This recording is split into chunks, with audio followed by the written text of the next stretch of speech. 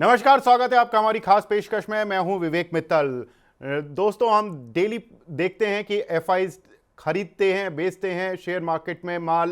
उसका data daily evening में update भी होता है, उसको पढ़ते हैं और अगले दिन की रणनीति बनाते हैं। इसी डेटा को हम मंथली, वीकली, ईयरली हर तरीके से पढ़ने की कोशिश करते हैं।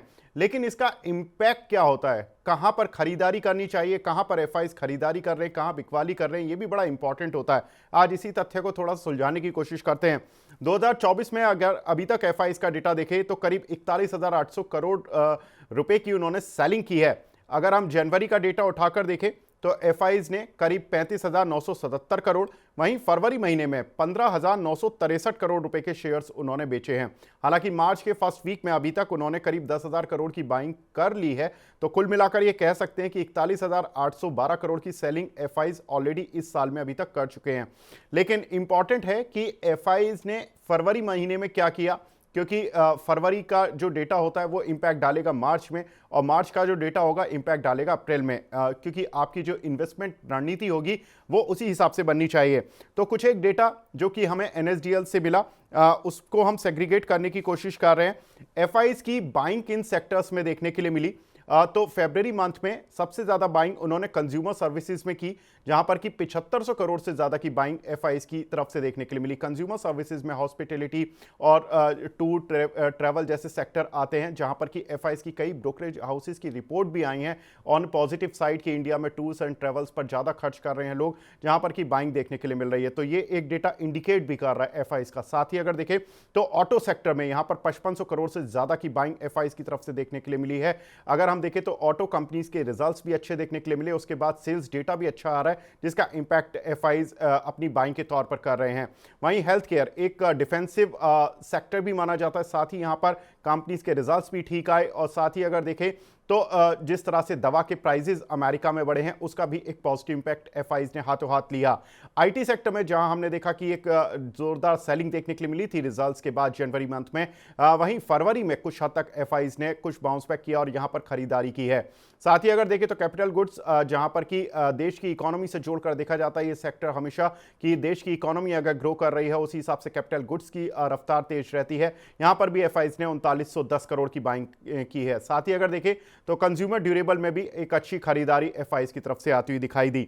वहीं कुछ एक सेक्टर्स जहां पर कि एफआईज की बिकवाली देखने के लिए मिली फरवरी मंथ में, वो भी उन पर भी नजर डाल लेते हैं। सबसे ज्यादा बिकवाली एफआईज ने की है फाइनेंशियल सेक्टर में, यानी कि बैंकिंग एंड फाइनेंशियल्स। अगर हम देखें तो यहां करीब 10,000 करोड़ की सेलिंग एफआईज ने की।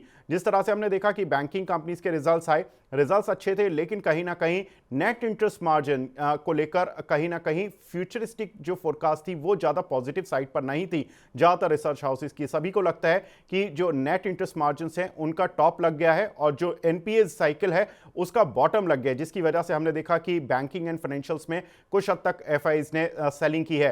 साथ ही अगर बैंक निफ्टी का भी प्रदर्शन देखें तो इस 2024 में करीब 1% की गिरावट बैंक निफ्टी में देखने के लिए मिली। और वहीं एचडीएफसी बैंक जो कि सबसे हाई वेटेड काउंटर है बैंक निफ्टी में, उसमें करीब 15% की गिरावट अभी तक 2024 में देखने के लिए मिली है। वहीं अगर हम देखें कंस्ट्रक्शन सेक्टर में, जहां पर कि इंफ्रा को लेकर एक अच्छी थीम बनी हुई थी, यहां पर भी कुछ हद तक एफआईज प्रॉफिट बुक करते हुए नजर आए।